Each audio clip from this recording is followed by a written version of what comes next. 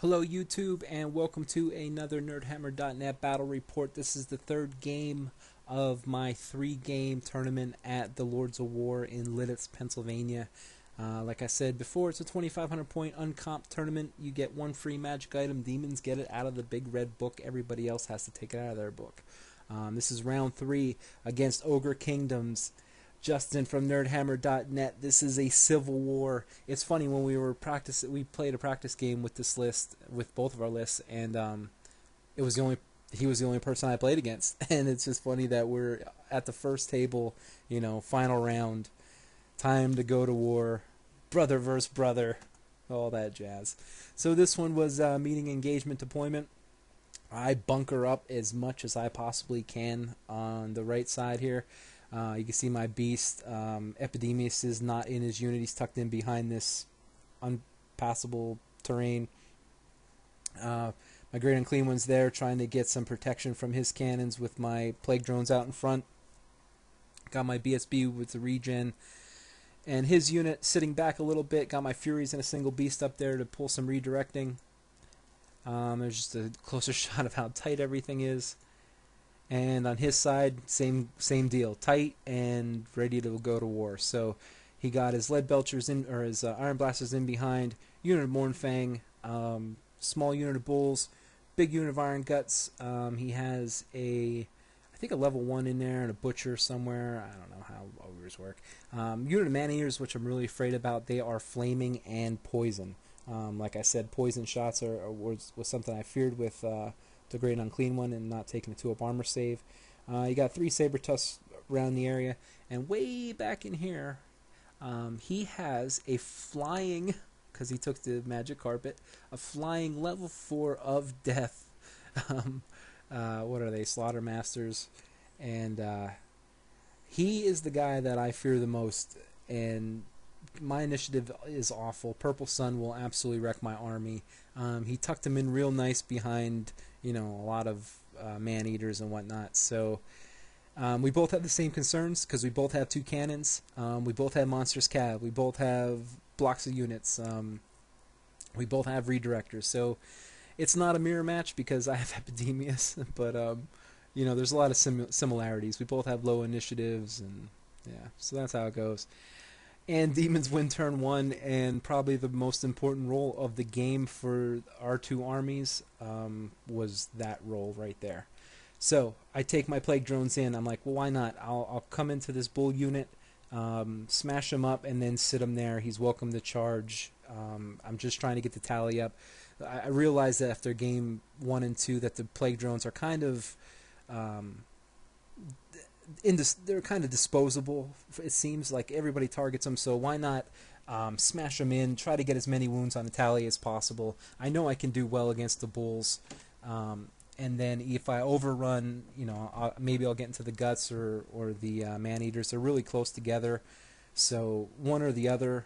I'd probably actually prefer getting in on the iron guts, but yeah, we'll see how that goes. Furies, I just bring them up here to chaff up the Mournfang. He won't have his overrun will be like 12 to get into my unit, so I can countercharge, the next turn. Move the cannons around to take shots.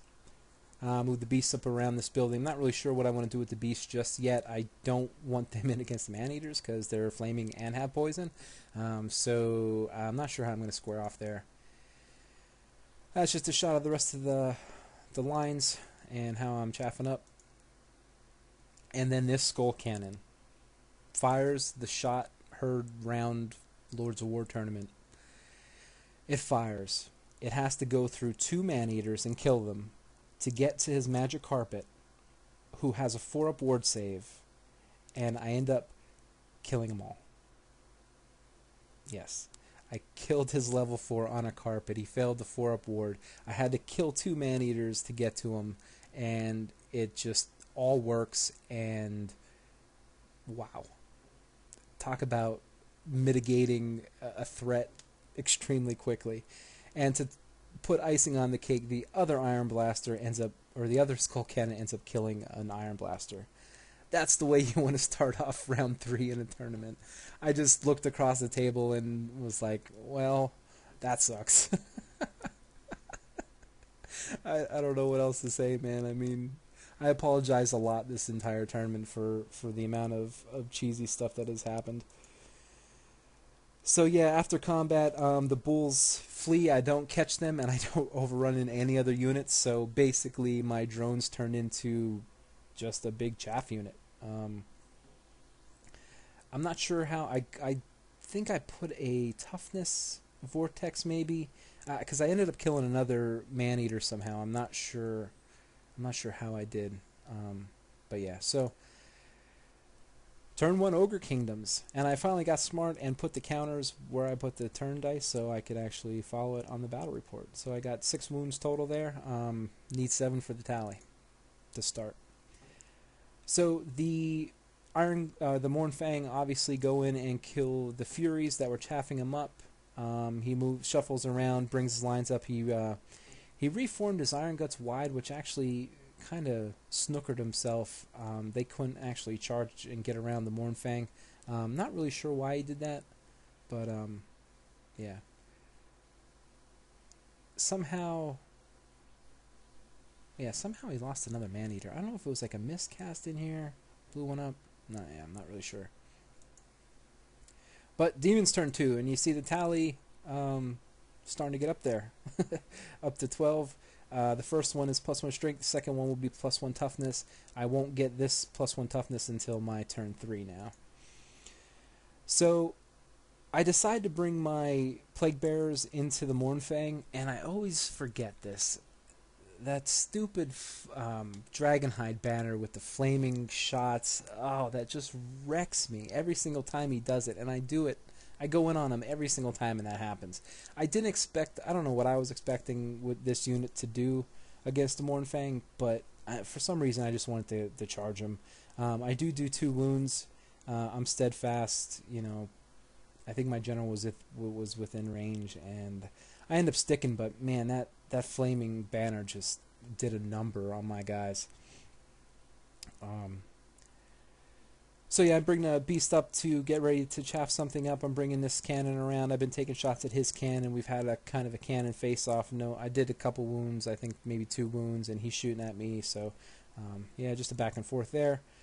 Turn 3 Ogre Kingdoms, or turn 2 Ogre Kingdoms, and I do now have the tally up to +1 strength, +1 toughness, but that doesn't go into effect until my turn. So he brings a Saber Tusk. Is that right? Yeah, Saber Tusk into the flank of the Plague Bearers, and this unit is getting whittled down really quick. But you see, my BSB decided to do some damage and get the final wound off one Mornfang and 2 wounds on the other Mornfang. So yeah, I'm starting to peel away at this unit. His other Man-Eater, he's bringing him out over here just to protect him because, you know, he's down to his last Man-Eater and he needs to get out of the way, which is awesome for me. Now I can bring my beast over on that flank and not have to worry about their poison flaming. So Demon's turn 3. There's the tally. Got 4 more. Yeah, I charge my beast in through combat. I think I get extra poison on. Yeah, I got poison on my Plague Bearers. They're getting real whittled down now. I actually win this combat. The dog breaks. He has 1 wound on him. I don't think he ever rallies, so it's not really important. But so yeah, that was not too bad. The beast came in and he actually, I think I rolled 6 for his attacks. So yeah, he had some poison attacks going after the Mornfang, and so that's where it stands right now. My BSB is still sticking around. Hopefully he can last a little bit. I'm trying to get Papa Nurgle over so that I can cast some Lure of Nurgle spells and hopefully revive some of these lost Plague Bearers. But otherwise, I'm going to be losing him soon. Turn 3 Ogre Kingdoms. He brings his Iron Guts into the single beast, which is actually touching my... which is in combat with the Mornfang, so they're touching. So this is all one big combat at this point. And after combat here, I kill another Mornfang. He only does 3 wounds to my Beast of Nurgle. Somehow, I don't pop any of my units. Papa Nurgle's there. I still have a reroll. As you can see, I still have Blades of Purification on the Plague Bearers, so they're wounded on a 5-up. I actually really like Lore of Nurgle. Like the small spells are so helpful. You know, the poison, extra regen. They're just little spells that I can kind of cast out, and you know, some people don't worry about them. Some, you know, try to dispel them, but I like that I can constantly be casting some decent spells that can help my combats. Turn 4, demons. I charge the skull cannon into the plague drones, or into the into the iron guts. I'm bringing Epi's bunker over to try to reinforce these combats. My beasts are finally swinging around. They failed 2 march tests because of that stupid saber tusk, and they're trying to get into the combat here. This single unit of bulls are hanging out. So yeah, that's what it looks like right now.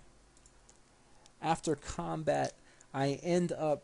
He brought his BSB over for some reason to fight my Beast of Nurgle. I ended up killing him, who had the Crown of Command. The Skull Cannon came in, did a lot of wounds.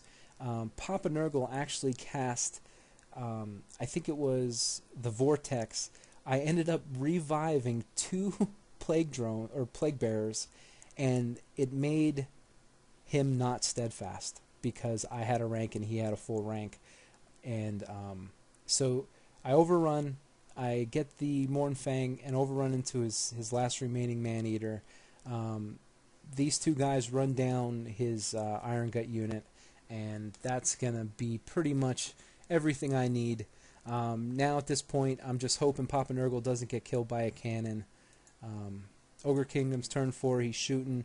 He takes these bulls into my Skull Cannon. He ends up killing a Skull Cannon, overrun into my Beast.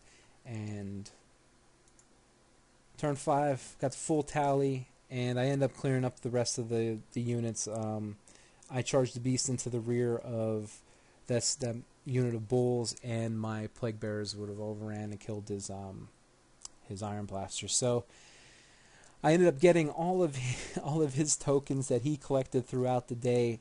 That's how I got a 39-0, because you got plus one tournament point for every token you had at the end of round 3.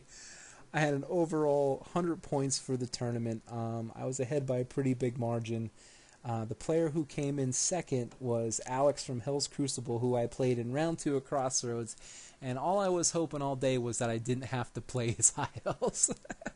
I was able to dodge him thanks to he only ended up getting 15 points in round 1, so I dodged him round 2, and round 3 Lingle was ahead of him. So yeah, so I took the cheese and I ended up winning best general. You know, it kind of goes into discussion of comp, and my feelings on comp is I don't like a lot of comp in tournaments. I think there are some choice bans that you need to make. One, obviously, being Epidemius. Why would you ever let him in a tournament?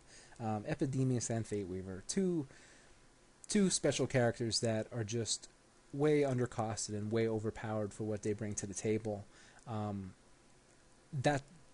Those are the type of things that I think should be comp. Like, you just shouldn't allow them. Or if, I don't know, if you come up with some kind of point system where you allow them in, and you can't take pretty much all the overpowered stuff that makes them so over the top. But, you know, that's why I don't like the idea of comping things into oblivion, like, you know, the Demon of Chaos Nurgle Demon Prince. Like, places don't allow them, or they heavily comp them. I don't see that as being overpowered. It's a useful guy in a list, but there are broken characters in 8th edition, and that's why I think just some choice bans. You don't need to go through and gut an entire army or army list or build. I think you just need to make the right choices with comp, because this is the type of thing that happens. I mean, I got some good matchups. I think Ogre Kingdoms is a really good matchup for an Epidemius list. But you can see how easy. I mean, I was on autopilot pretty much this entire tournament, and I didn't expect it to go as well as it did, but I knew I was taking a really hard list for people to handle, and you know, just kind of an emphasis on how you really do have to comp some things. Some things have to be comped. I totally believe that. Anyway, that's the rant. It was a really fun tournament. The Lancaster crew, gaming crew down there, really really good guys. There were some hard lists here. Don't get me wrong. It's not like people just brought all fluffy lists and I was the only one that brought an asshole list. There was some really good lists. I happened to dodge some of the really hard ones. I actually thought Justin's list was incredibly good for ogres, and I think had I not taken out his level 4 so early, he was going to give me a run for my money. A flying purple sun is really hard for me to deal with. I mean, he could have ripped one of those right down my lines, and I would be on my heels trying to recover. So it was a really fun tournament, and props to Justin with his ogre unit or Ogre Kingdoms army. He won best painted for the tournament, which was awesome. Congratulations to him. We had two other Nerdhammer guys. Rob came in 4th. He just had a bad last game, which kind of knocked him out of the top 3. But yeah, it was a great tournament. Nerdhammer was well represented. I think we had 5 players in all. Yeah, actually we had 5 players in all. So it was a fun tournament, and I was really happy with the Lancaster guys. They put on a good show, and it was great. Ended up winning best general. So as my first ever tournament win, I feel it's bittersweet. I took such a cheesy list, but I did get my first win. You still got to roll the dice. You still got to play the army. And so I'm really happy how it came out. And thanks, guys, for watching, and we'll catch you on the next one.